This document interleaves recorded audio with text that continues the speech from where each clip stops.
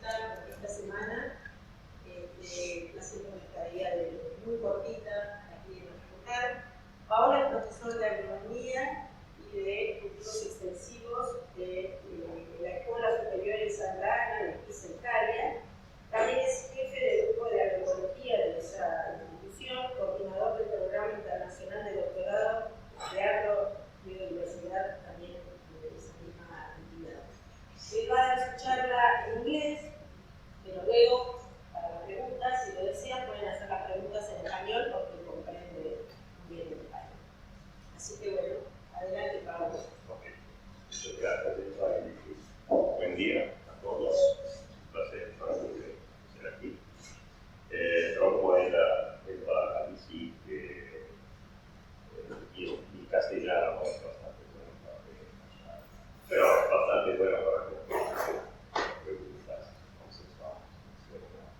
Presentación de los letras. So, shift to English, and this is the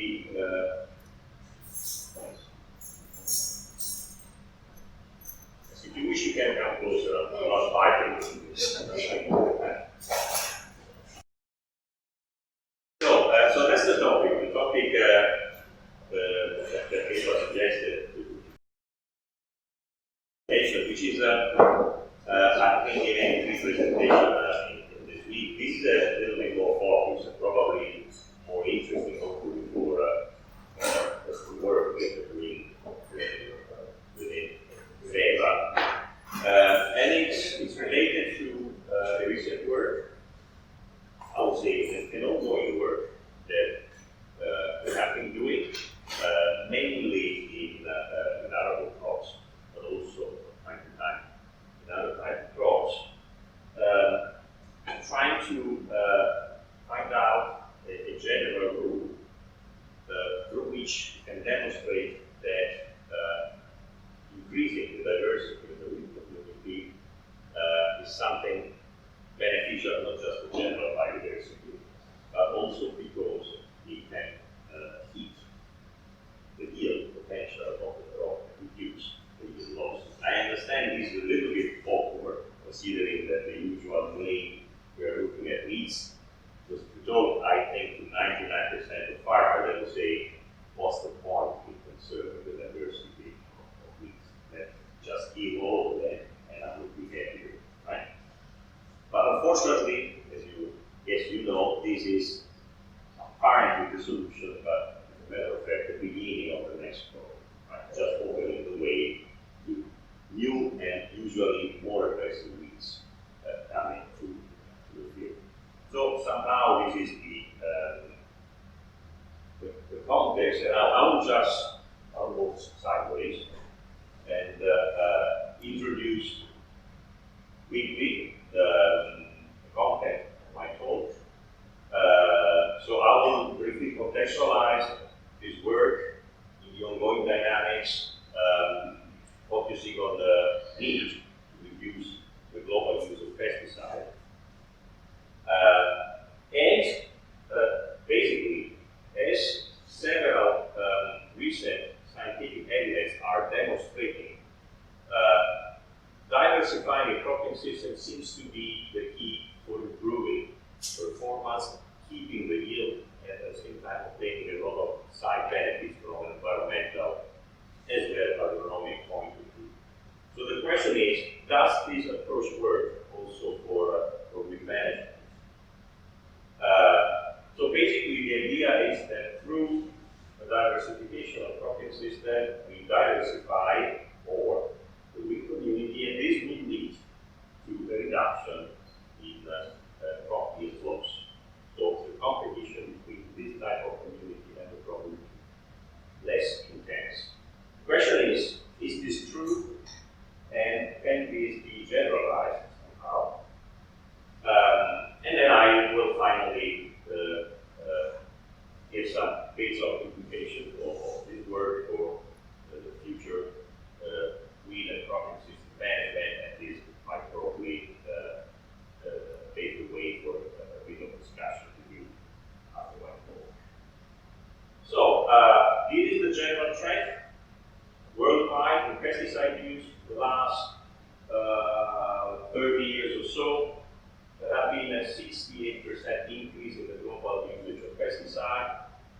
is true either you are using the total amount of pesticides, this up here, or the amount of pesticide per unit area, kilograms per hectare. The blue line is the global trend across the world, and these two lines above the blue line are America and Asia. So this is the partitioning of the global use of pesticide by area in the world, showing that America and Asia are the two continents contributing more to this global increase in pesticide use. And here you see the partitioning of the global use of pesticide by typology of pesticide. So, for example, here the blue part of the bar is herbicides, right? Then you have fungicide, insecticide, and other type of pesticides in gray. And here you see the dynamics in the shift of the percentage, the usage of the different classes of pesticides between 1990 to 2000, first bar for each geographical area, and the period between 2012 and 2018. So you see, for example, that in the Americas there has been a substantial increase in the proportion of herbicides used out of the total number of pesticides. Whereas in other areas, here is Australia, for example, here is Europe, there has been a small increase in the percentage of herbicides, but not to the same extent as in the Americas. And as you know well, and I'm not going to spend too much time on this, one of the major consequences of increased pesticide use, herbicide use in this case, is the exponential increase in the cases of herbicide-resistant weeds.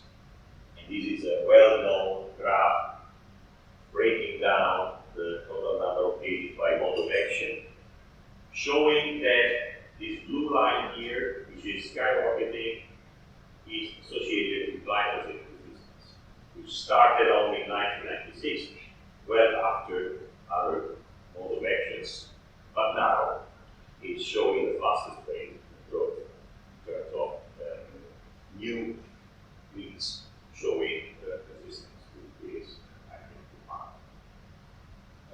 In the EU, the issue of pesticide reduction is being taken very seriously through a series of laws and policy decisions. There is a global strategy, economic strategy of the present European Commission. You know that Europe, there are 27 countries which are part of the so-called European Union, which means that many important economic decisions also related to agriculture are first taken globally and then applied at the individual member state. So at the European level, there is an important policy driver which is called the European Green Deal, which has the goal of greening the whole European economy, including agriculture. Specifically for agriculture, there are two strategies, and the most important of those is the so-called farm-to-fork strategy, which is paving the way towards greening of agriculture. And here you see some quantitative targets by the year 2030 that have been proposed by the present European Commission, like, for example, the reduction of pesticide use by 50% until 2030, the reduction of the most dangerous pesticides by 50%, and then there are other quantitative targets related to fertilizer use, related to cutting down the use of antibiotics, livestock, and increasing the total agricultural area under organic farming management practices. So these are ambitious goals. We are right now in a moment of very intense discussion. As you may imagine, this is a strong message, and there are lobbyists which are lobbying against this type of action. So what might happen in a few months from now is that probably some of these quantitative targets will be diminished a little bit, but I doubt that this global message will be raised. So it's a kind of historical moment in Europe for alternative ways of growing crops. And this comes very appropriate, considering that there are important recent scientific evidence demonstrating that if you diversify your cropping system, you can obtain a lot of benefits. And you can also maintain or increase the yield, which is something that is not in the mainstream thinking when we are thinking of developing alternative agricultural ways. This is a graph taken from a meta-analysis which was published 3 years ago. This you can find the reference is open access, so if you are not familiar with this, I do recommend reading it because it gives a very important message. It's a meta-analysis of meta-analysis, so what they call a second level meta-analysis, so a pretty strong type of scientific evidence. And what they did is they compared diversified versus non-diversified arable cropping system in different parts of the world, focusing on the effect of diversified systems on production, so yield, as well as on the concomitant response on the provision of a series of ecosystem services that you see here listed in these regulations: general biodiversity, pollination, pest control, water regulation, recycling, etc. Right? So basically, all the dots, and every dot will present one type of concomitant ecosystem service that are concentrated in the first quadrant of the graph, represent a win-win situation, which means that if you diversify your cropping system, at the same time you increase the yield compared to the non-diversified system, and you increase the production of one or more of ecosystem services that were part of the study. The striking news is that in 63% of the total cases, and again I want to stress the fact that this is a very wide database covering many areas of the world, diversified systems at the same time do increase yield and at the same time the provision of other services. So this is not what scientists, or many scientists on one hand, but majority of farmers on the other hand, think when they have in mind an option, the possibility of going from more simplified systems to more diversified systems. It's a very important message. It's an encouraging message for everyone working with agroecology or plant ecology or applied weed ecology. So the question, which the reason was, does this type of effect work on weed suppression as well? Because weed suppression was not considered here in the list of ecosystem services. Since we are, among other things, working on weeds for many, many years, that was a kind of obvious question to try to answer. And I'm trying to answer this question by showing you two types of studies. The first one is an extract from a joint PhD project from the student is called Biodiversity. It's a French PhD student, former PhD student in our international PhD program in Biodiversity. And this was done in collaboration with INRAE. You may be familiar with INRAE, it's a very important research institute in France. And the group of at Dijon, in central France, that's where most of the weed science type of studies are done. So the topic, the general topic of Dijon, who is now a bright and young researcher at Dijon, was highlighting the role of diversity in driving dynamics and crop interactions. Basically, I will skip the context because I have already pretty much introduced it. More specifically, he was interested in seeing if diversity and the presence of certain traits in weed species within weed communities could determine a difference in their effect on crops. So, for example, at the same unit of weed biomass, are all weed communities the same in terms of the effect they can have on weeds? reduction or not. And by studying the traits of the major weeds in those communities, can we extrapolate any general trends in exploring this type of relationship with diversity and yield?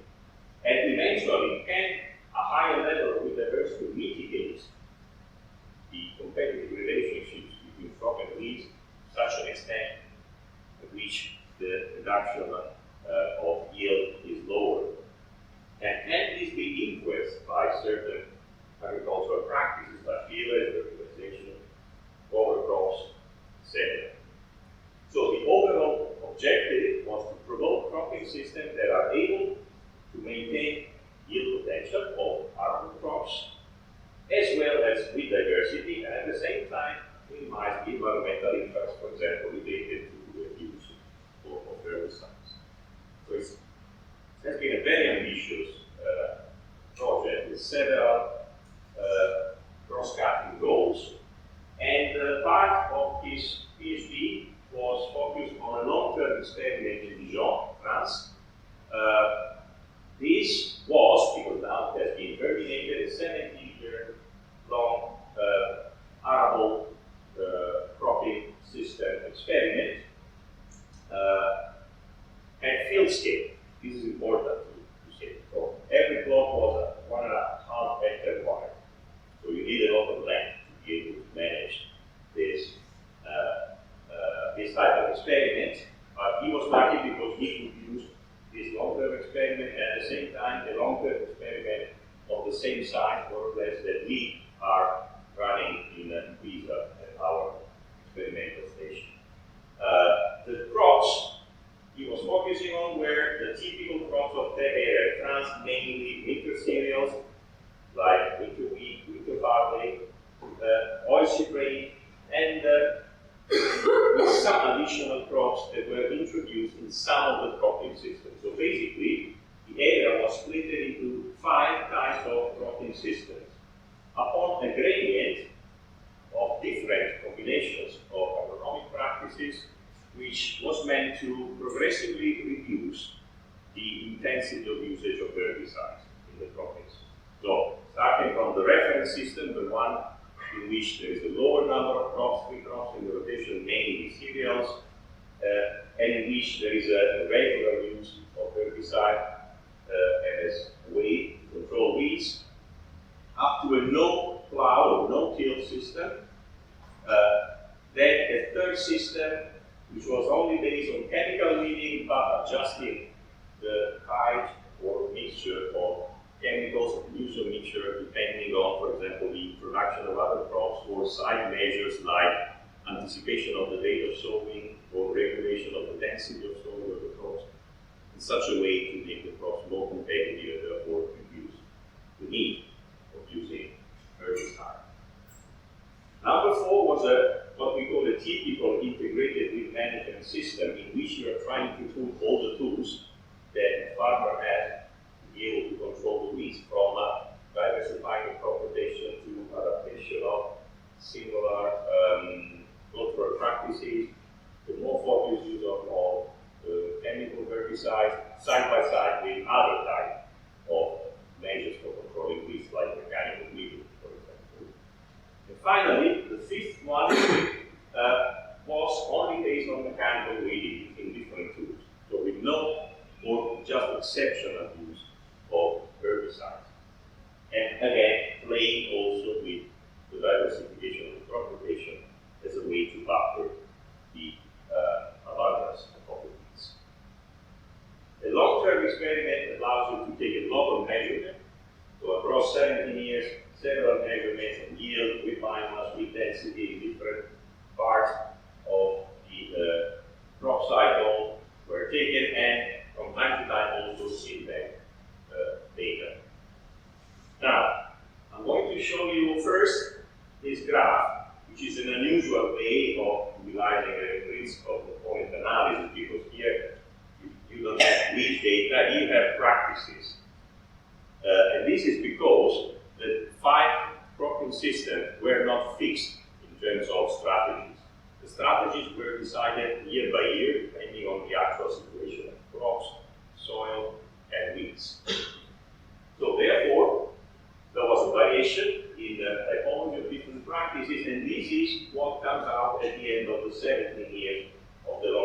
experiment showing in this multi varied type of graphs how different the different cropping systems were between them. So you see, this is the standard cropping system concentrated in this part of the graph, and mainly characterized by the use of phosphorus and nitrogen. So these were the most important lines characterizing this type of cropping system. System number 2 was mainly characterized by the diversity of the herbicide spectrum across the years. Number 3, which is here, was characterized by diversity of crop type changing year after year, and to some extent diversity of soil period and period depth. And the last two systems, 4 and 5, were quite similar between them, and mainly characterized by the diversity of the mechanical and weeding tools that were applied. So this is an unusual but quite effective way of synthesizing what happens across 17 years when you want to adjust the management practices in a cropping system perspective. And what happened in terms of herbicide use across the duration of the long-term experiment? Here you have the 5 cropping system, and the value here is the mean annual herbicide treatment frequency index. This is a type of index which is quite commonly used, especially in France, and basically indicates the intensity of spray application in a growing season. Right? The higher the value, the higher the number of applications of whatever type of herbicide that are used. And you see that, as expected, going from system 1, the classical one, to system 5, there was a substantial reduction in the intensity of herbicide usage across years. And this is a more, let's say, easier to see general trend. So across the 17 years of the long-term experiment, the mean annual herbicide treatment frequency index was pretty much stable in system 2, the no-till one, and system 4 and 5. And there was a trend of decreasing use of herbicide in the classical system and in the chemical-only type of system. And these are the data regarding glyphosate.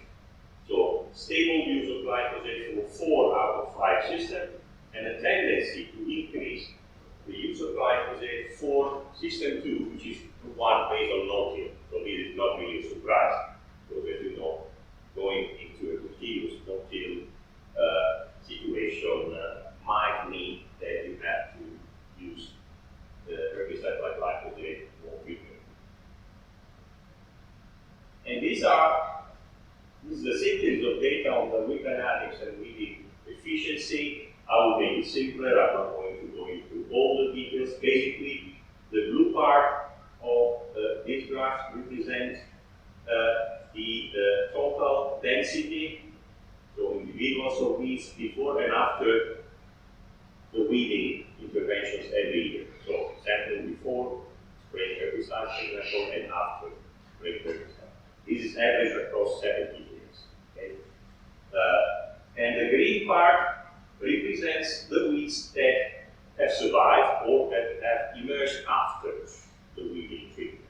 So that the sum of the two here represent what you actually find at the end of the growth. Okay? So if we just focus on the blue part, we observe a clear, important trend, meaning that overall, in every type of system, there was an effective direct weed control strategy leading to the reduction of the weeds present before the application around 70% or even more, right? Even though,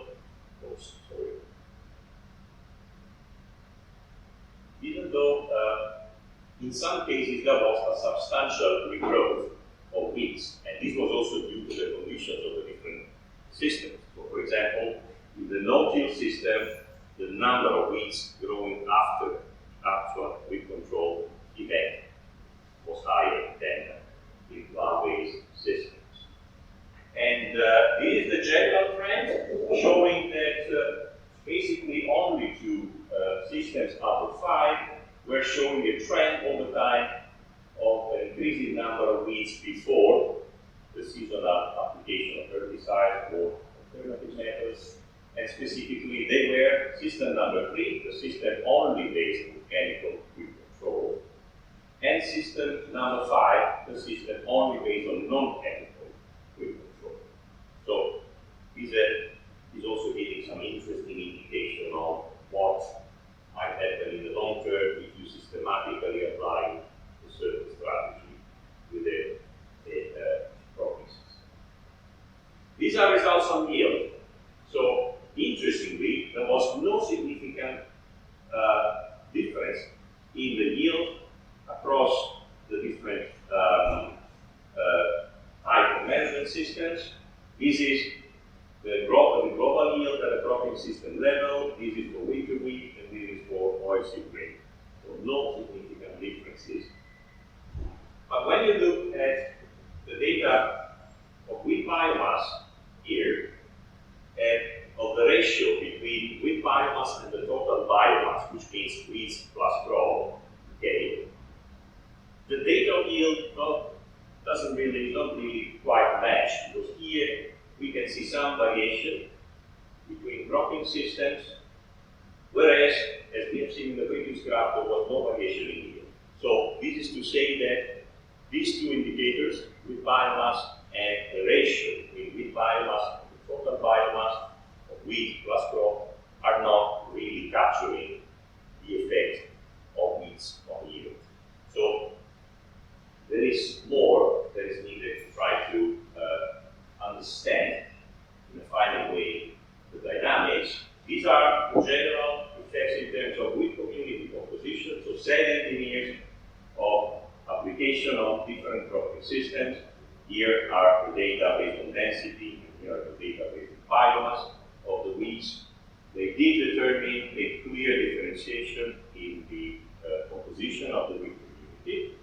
And it is also quite obvious, and the data on density and biomass are quite consistent between them, that there were some type of management which were driving the community in a specific direction. So here, system 1, the classical system, and system 3, the one only based on chemical control, were determining a wheat community more or less similar.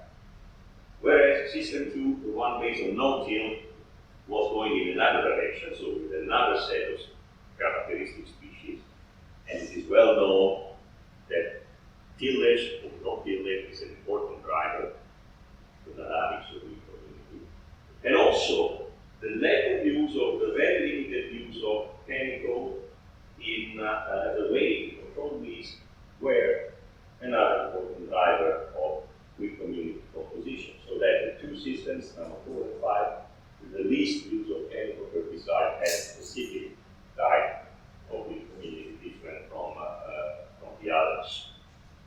In terms of species richness, there was, if you look at the data on a seasonal perspective, there is a certain trend of declining, and this is due to the effect of seasonal weed control applications. But on a longer perspective, the situation is not that drastic. So in the conventional system, there was an initial decline in species richness and then stability. In system number 3 and 4, more or less stability, and in system 2 and 5, a tendency of increasing the richness, number of wheat species surviving at the end of the season. These are data taken at the flowering stage. So, try to understand better and try to focus more on the hypothesis linking diversity and yield potential. In the last 3 years of this study, a specific experiment was embedded within the long-term experiment, and basically this was done by selecting in the different plots of each type of management system, each of the 5 management systems, some areas, 6 plots, in which first there were some areas, here represented by this color zones, and these areas were areas represented by different type of communities. So across the different cropping system, as we have seen before, there were different type of communities that were formed. So these were identified, representative zones were selected, and within each of this zone, the two sub-treatments were applied. In one part of the area, the standard system of weed control applied in the system was used over the last 3 years. In the other part, there was no weed control, so that we could compare in the set of different weed communities what was the effect of applying the standard weed control system used in the previous years, or not applying any type of control. And in addition, there were other areas in which manual weeding was applied. So some areas were kept weed-free throughout the season as a way to see the potential of the cropping system to produce in this special type of conditions. These are the communities that were identified. I'm not going into the details, just to show you that these were quite different. Set number 1 and year 2 and 6, for which there was a partial overlapping of the characteristic species. Why was this experiment superimposed on different type of communities? Because we wanted to look for a global pattern which was not dependent on a specific type of weed community present in the field. So, is it possible to derive a general pattern linking with diversity with yield? That was mainly the idea. And I show you some of the results that you can find in the paper. If you want, I can circulate this paper in the paper which you have published this data. Basically, first of all, there was an interesting indication that only in the area in which there was no weed control applied in the last 3 years, there was a difference in yield between the weedy area and the weed-free, so the manually weeded part.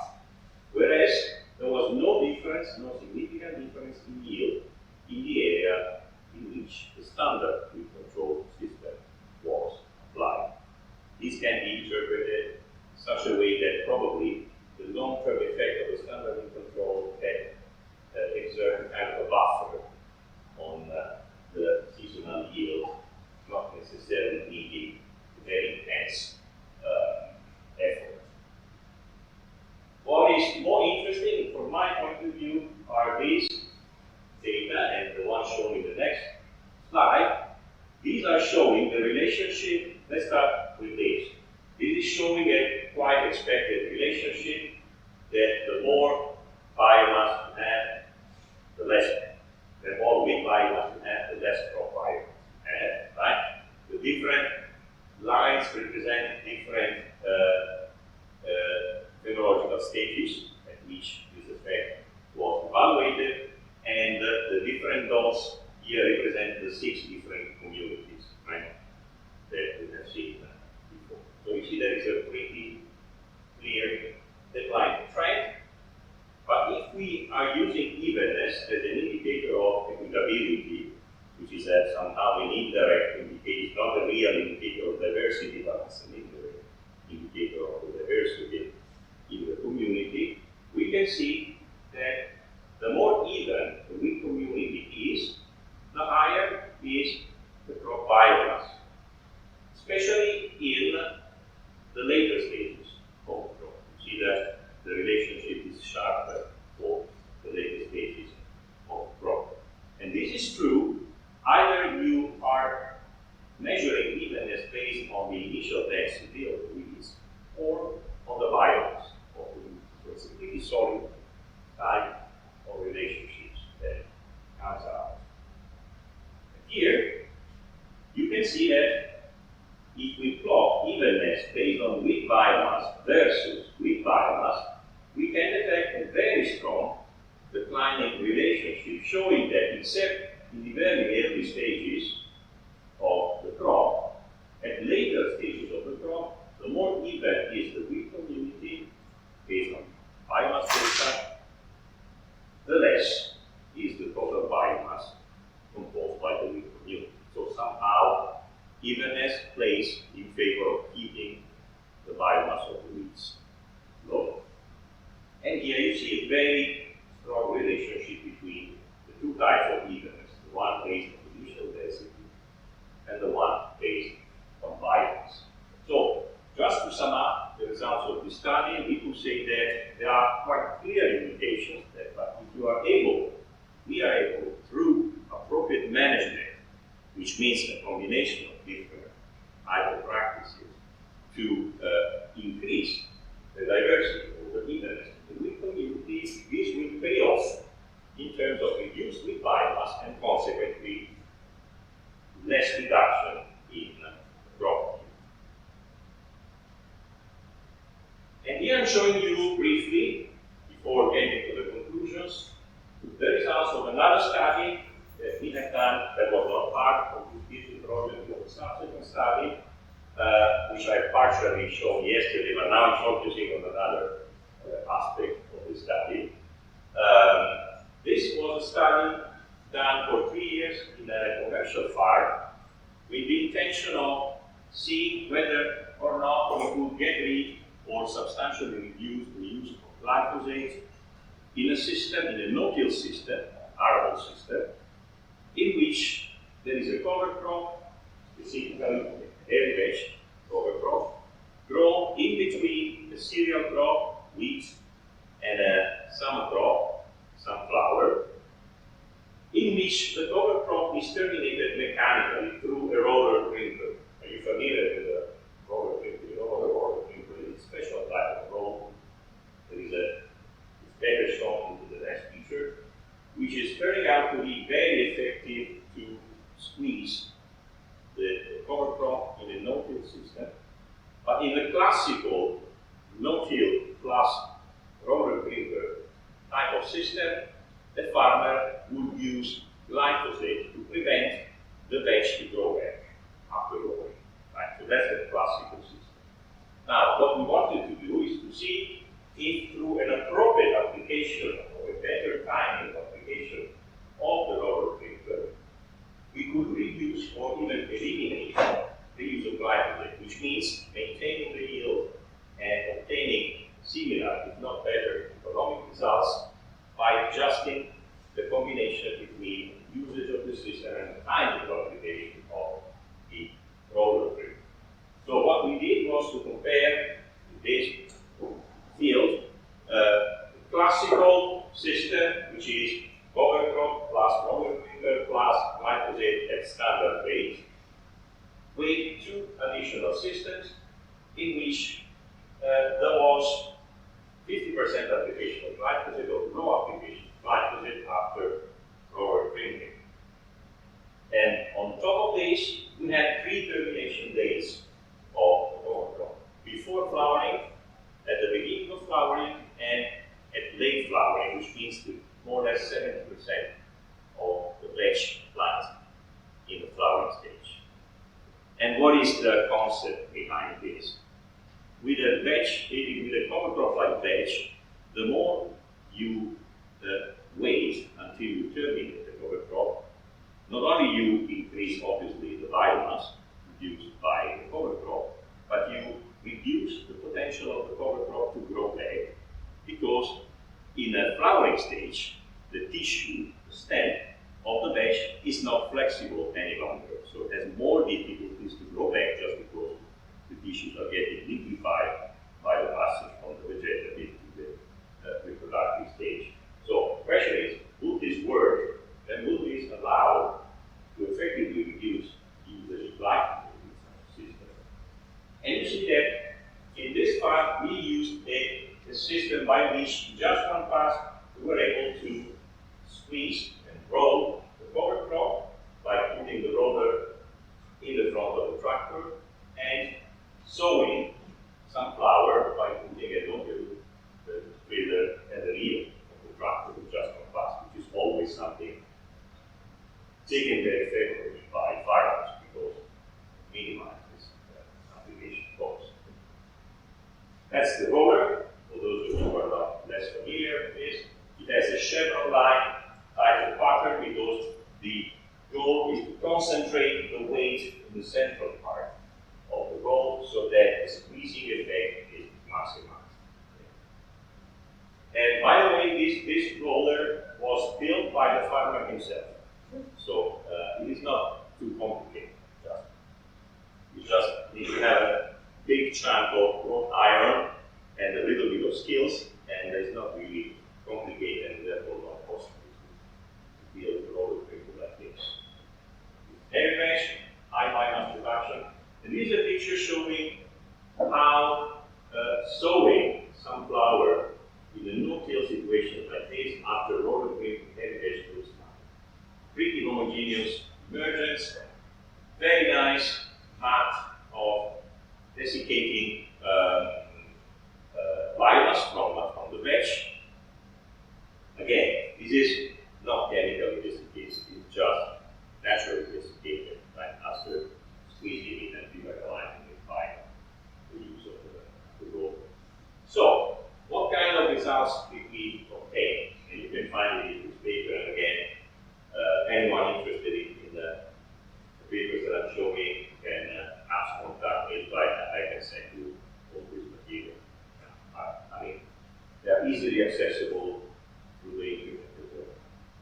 So, here is the effect of across 3 years of trial of the termination stage on the biomass of veg. So you see that the more we wait until the late termination stage, the better it is from the point of view of the amount of veg right matter that we can get. And we said in year number 3, this has a positive consequences on reducing the amount of biomass from the weeds. So the more veg biomass we have, the less with biomass we have. These are the results in terms of the yield of sunflower, the crop coming next to the cover crop. So you see here that it is quite important to roller print the veg not too early, because if you're rolling it too early, you will need glyphosate. Right? You see that the second and third bar here for each triplet represents the intermediate, the half and full rate of glyphosate. The dark one is no use of glyphosate, so you see that only with the use of glyphosate you can obtain enough yield that if you terminate the veg earlier on. But if you wait until the intermediate and late stage, yet we don't have the data for the third year, you see that there are no significant differences in terms of yield between the usage or the non-usage of glyphosate after roller printing the veg, which is quite an important message.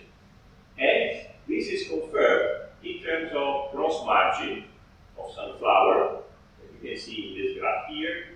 So again, you see that in the early stage of termination, only the use of glyphosate, either half dose or full dose, gives a positive gross margin constantly, whereas the intermediate and late termination stage return a positive gross margin with no significant differences between usage or not usage of glyphosate. So in the end, we can conclude that if we can tackle the right moment of application of the roller printer, we have very good reasons to claim that we can substantially reduce or even get rid of glyphosate for the overall management of this type of overgrowth from a no-till hypothesis. Now, this is the effect of the different combination of termination date and rate of glyphosate on the weed community composition. You see that there is quite a strong effect, even though not always clear from the point of view of the dynamics depending on the year, right? Even though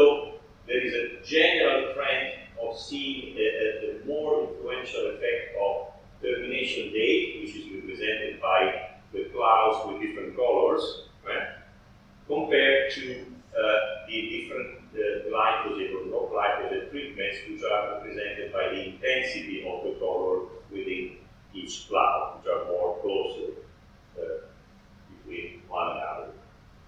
But I'm showing you this case because what we observe, and I think is an important observation as related to the results of the previous study, is that up to a certain amount of weed dry biomass, about 150 grams per meter square, we could see that the higher the diversity in the weed community, here represented by the Shannon, classic Shannon diversity index, the higher was the dry grain yield in sunflower. So you see that this is the community with the highest diversity, represented by the highest value of the Shannon index, showing that at low wheat biomass, it gives the higher gains in terms of sunflower yield.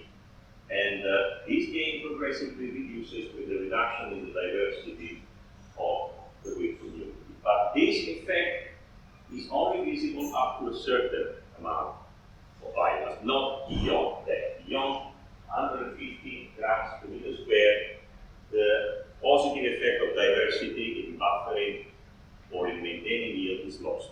There is too much biomass and the effect is somehow lost.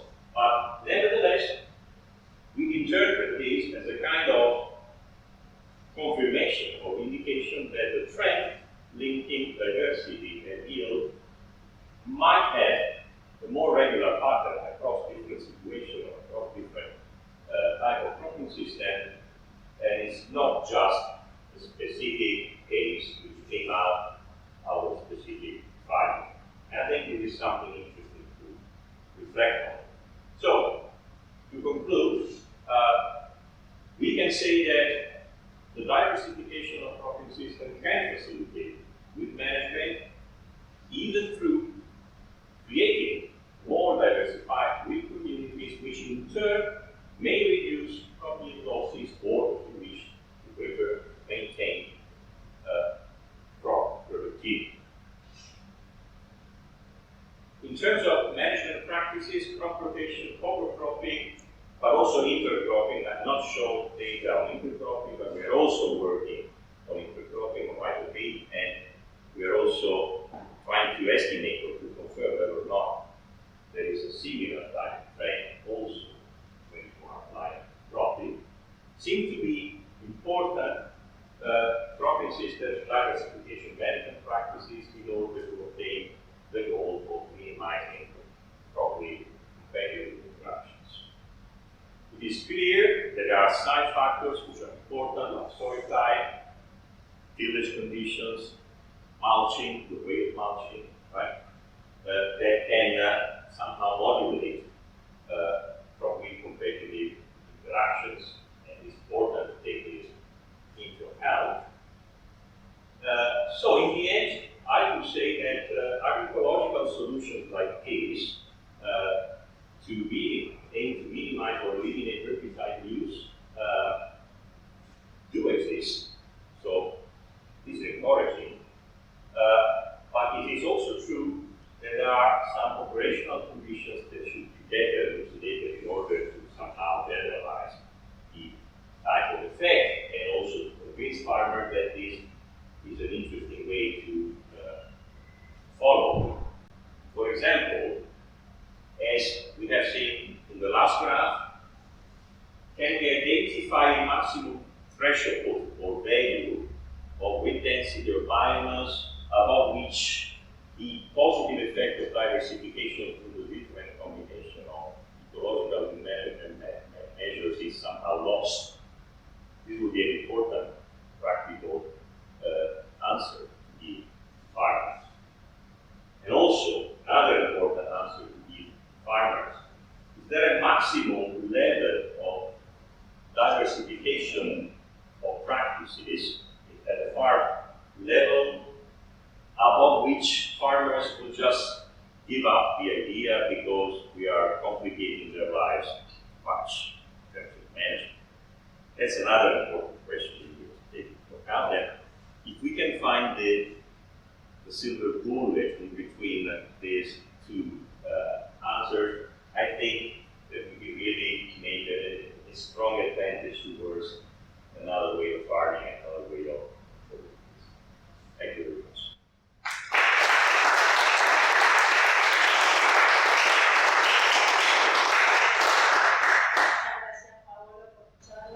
Tenemos unos minutos para preguntas, como dije al inicio, pueden formularlas en español. Los asientos tenemos preguntas o comentarios.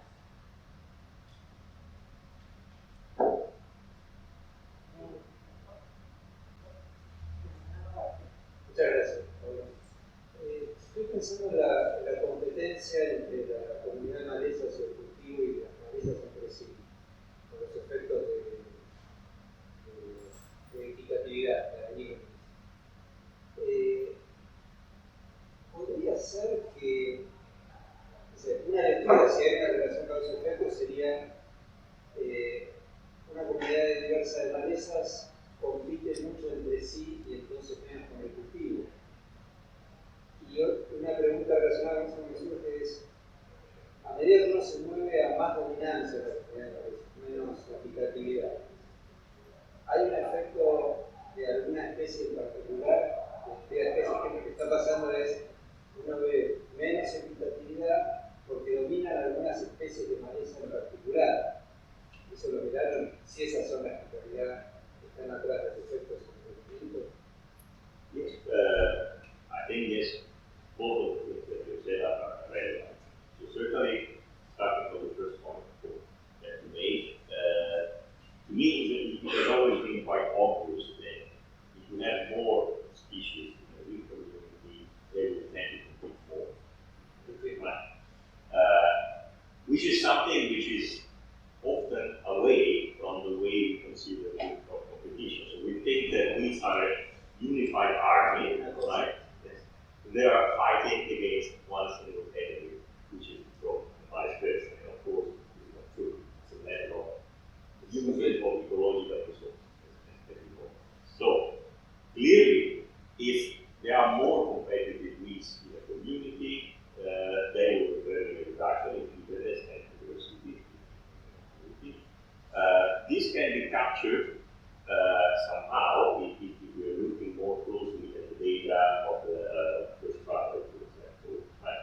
Because there we have 6 different communities which were somehow the results of a long series of applications of different combination of trials, even though in the end, even though by different ways, since we did not detect any significant general differences in yield, we could say that there was at least no major dominant species that could influence this type of effective evolutions. Then, what we have seen, and that was in the next slide, is that not always the data of biomass do explain the effect. So that's why we wanted to establish very specific artificial scale within the overall. The situation is complex, and of course, it will change depending on the presence of specific weed species in the given context. But what I think is one of the most important take-home messages from this trial is that there is a more or less steady relationship linking diversity of evenness and yield, which goes across different types of wind community. Because if we go back to the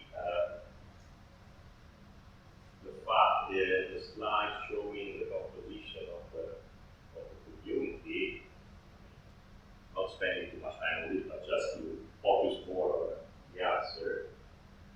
Yeah, this one, right? So you see that all these communities did not have major influences overall on crop yield, but there were some dominated by animal species like agroecological, steroides, or gerani, macari, macarines, stellaria, and others more characterized by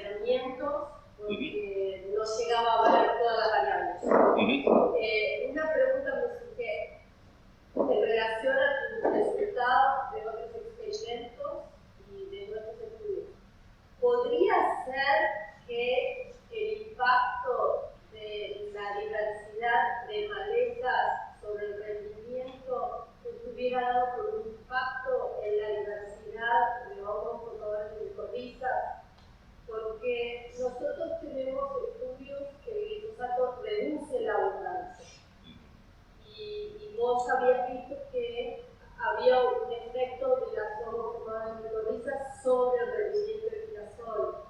Entonces me preguntaba si habían medido acá la comunidad de micorrizas o la micorización del girasol.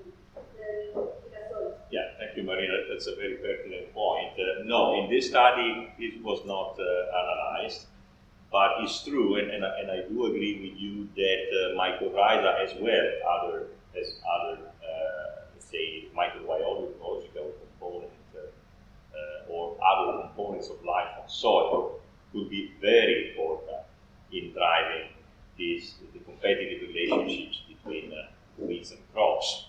So we did not observe this, so we cannot infer any direct or indirect relationship between the diversity of weeds and any possible effect mediated by the presence of mycorrhiza. But we did some previous experiments on the relationship between weeds and crop competition as influenced by mycorrhizal communities with a group of Manuela Giovannetti and others. And there was one paper that we published in which there was a totally unexpected effect, because we were studying competition between maize and chenopodium. So very simple. Chenopodium at our place is a very important weed for maize in the early stages. And since maize is a mycotrophic crop, so it is able to establish symbiosis with mycorrhiza, and chenopodium is a Chenopodiacea, which is thought not to be very supportive of mycorrhiza. We thought that if we would add mycorrhiza in the milieu, in the soil, this would have shifted the competitive relationships between maize and chenopodium in favor of the mycotrophic species, the crop, and to the detriment of the wheat, the non-mycotrophic species. But what we observed was exactly the other way around, a completely opposite effect. But by looking at microscopic picture, we detected that, as a matter of fact, chenopodium does not behave like a classical non-mycotrophic species, which is driven away by the presence of mycorrhiza. It is rather able to attach, like a parasite, to the hyphal structures that are created by the presence of mycorrhiza with the maize roots, right? And somehow, this is what we hypothesize by looking at this very awkward phenomenon, it is able to exploit the flux of nutrients that goes from maize to mycorrhiza and the other way around, without being infected itself by the mycorrhiza. Yeah. No entendí. Estás planteando la red de hifas entre las especies y que la respuesta de Chenopodium sola a las micorrizas sería muy distinta que teniendo a otra especie que sostiene a las otras. Exactly. Yes. And this is very and this is very interesting from an ecological as well as applied point of view. Of course, this was an experiment done in a controlled environment, the mesocosm, right? This needs to be demonstrated in real field conditions where you have a real community, so a more complex set of interactions, but it's an indication at least that the classical distinction between mycorrhizal and non-mycorrhizal species is not completely correct. And there are some species somehow in between that are not really mycotrophic, but not even completely driven away by the presence of mycorrhiza. Sí, muchas gracias, muy interesante. Quería dos preguntas. Una, bueno, siempre consideramos que el cultivo, supuestamente el mejor competidor del sistema, bueno, está genéticamente adaptado a nosotros para ser buen competidor. Si lo probaron a esto o si está estudiado en otro cultivo, y si hay en estos experimentos multianuales anuales, algún factor que saltó como que podría ser que el cultivo pierda capacidad competitiva y bueno, se vea superado por la comunidad de precios. So the answer to the first question is yes, we have tried similar experiments in other types of systems, for example, horticultural systems, vegetable cropping systems. We have not yet quite completely explored the data from this perspective. For example, we have data on weeds as driven by the data I showed 2 days ago, cover crop mixtures, which had quite a strong effect in selecting the community of weeds, but we still have to analyze the general trend of whether or not this higher diversification from the point of view of the cropping system level is also determining, as we are expecting, a diversification in composition of the community and in turn giving a protection of the yield. Because in that case, we were working on aubergine as a crop, transplanted aubergine. The only thing I can say up to now is that in a system like this, if you're doing a system like this in a vegetable situation that was organic, no-till vegetable cropping system, really challenging, right, from the point of view of weed control. That's why we think that it is important to maintain the productivity of crop in such a situation. Two things are important. One is to choose a crop that is more competitive than another vegetable. Aubergine is quite competitive compared to onion or other crop, other type of vegetable. Second, giving the crop an advantage in the early stage, which means transplanting it rather than seeding it, is probably one of the most important factors in this system to keep productivity at a good level, right? Or at least to prevent that something unexpected coming from the wheat in terms of composition comes out and basically diminish or vanish this effect driven by diversity. That's all I can do up to now. Try to answer your first question. And the second one was? Si hay algún factor que en un año en particular, algún factor ambiental que haya hecho que el cultivo pierda capacidad competitiva y se vea superado por in the long-term experiment that I first showed, not really. No, probably because the choice of the specific interventions, which, as I said, were done season by season, following actual stage of the growth of the weeds, were timely enough. So timeliness is important, right? For sure. In other situations, including some of our cropping systems, in which we try to implement this combination of practices over the winter period, timeliness might be hampered by this high number of consecutive rain days, especially if you are applying this system on relatively clay soils.